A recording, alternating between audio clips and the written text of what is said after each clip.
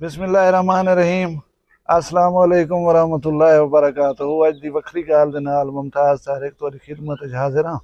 उम्मीद करना तुसीं सारे सज्जन खैर सल्ला दे नाल होसो। अज थोड़ा जुकाम थिया खड़े, गर्मी दे विच जुकाम यार पता नहीं क्यों थी पै। बहरहाल सारी दुनिया इन नुक्ते दे उत्ते मुतफिक है कि तुहाडे विच कोई टैलेंट है तो तुसां कामयाब थी सकदो। हुण अगर नुसरत फतेह अली खान मौसीकी दी दुनिया च कामयाब थे तो वो अच्छा और सुर दे विच गा सकदा हा, उन्दा एक नाम बने, उन्दा एक मकाम बने, दुनिया को सिर रखी दे उत्ते बिलाए। इवें मोहम्मद रफ़ी होवे, लता मंगेशकर होवे या साडे गुलाम अली खान साहब होवन, उन्हें दे विच टैलेंट हा, उन्हें दी आवाज़ दे विच एक सोज हा, दर्द हा, एक साज हा, एक निखार हा, ते तां करके वो दुनिया दे विच अपना नाम पैदा कर सकन। हुण एक ऐसा बंदा जिहड़ा होवे इंतहाई बेसुरा, जिहदे विच कोई टैलेंट ही ना होवे, वो ही अपना नाम बना वञे, इको क्या आखसो, ये तुसां दसना है। हुण असां अगर इको लोगें दी बदज़ौकी आखूं तो ये लोकें दे नाल ज्यादती है। हुण इहदियां मिसालां जिहड़ियां ना साडे अगों बेशुमार हन।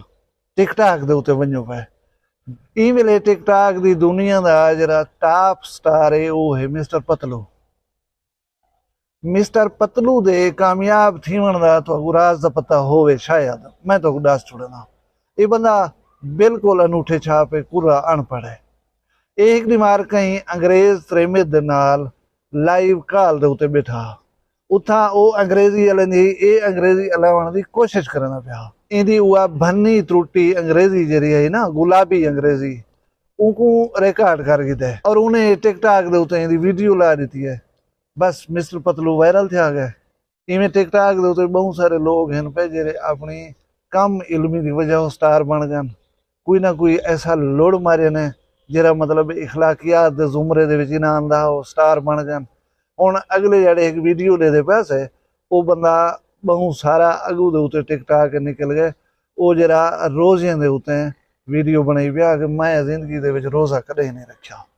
इवें ढेर सारे करैक्टर हैं जिन्हें को अगर पॉइंट आउट करन बैठे हूँ तो मेरा ख्याल है बहुत सारा वक्त लग वैसी। अच्छा, इनको किस्मत दी यावरी आखो या कुछ ब्या आखो, बाज़ औकात तो जाहिल होवन तोरी मशहूरी दी सबब बन वेंदे, बाज़ औकात बदसूरत होवन वजह शोहरत बन वेंदे, और यकीन करो बाज़ औकात बद इखलाकी भी तो मशहूर कर देंदी है। खैर मैं हुण एक मेरे सबसक्राइबर ते व्यूअर दी जरिए फरमाइश है कि चाहत फतेह अली खान दे उत्ते एक वीडियो बनाओ। मैं चाहत फतेह अली खान को ज्यादा स्टडी नहीं किया, लेकिन मैं जरा कुछ लिखे समझे वो तुहाडी खिदमत पेश करना अपने वखरी गाल दे वखरे अंदाज दे विच।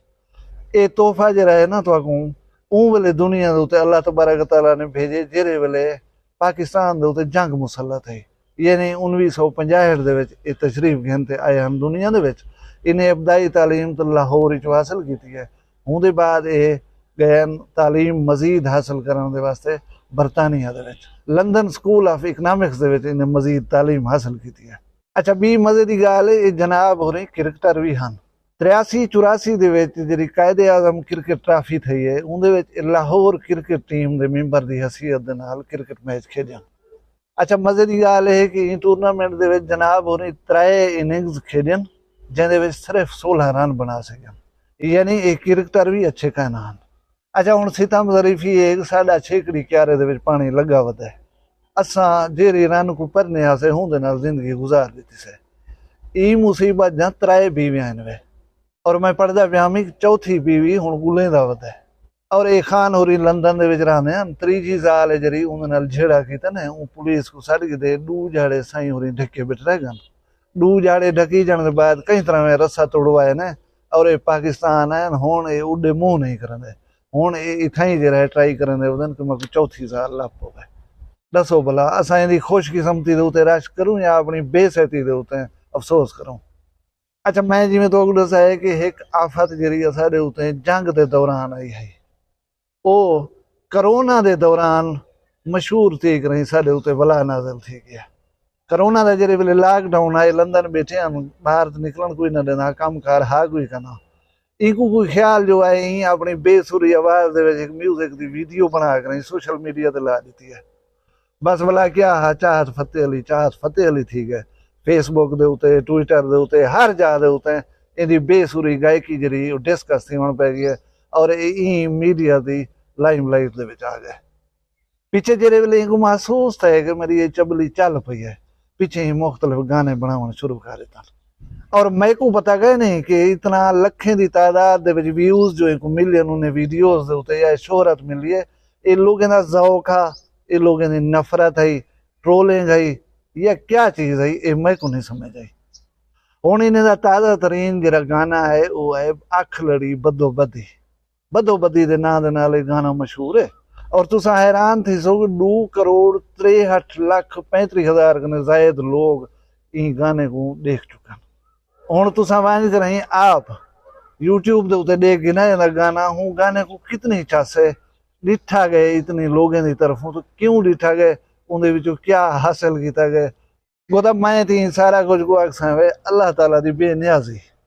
हुण असां यूट्यूब दे उत्ते 3-4 साल कनो टिल पे मरनू, लोग आखदे असां नहीं से आखदे कि गाली भी असां चंगियां करनू, इखलाकियात जां गाली करनू और इजां गाली करनू जिहड़ियां ॿिया कोई यूट्यूबर कह नहीं करंदा, यानी मुनफरिद इस्लाही गाली करनू।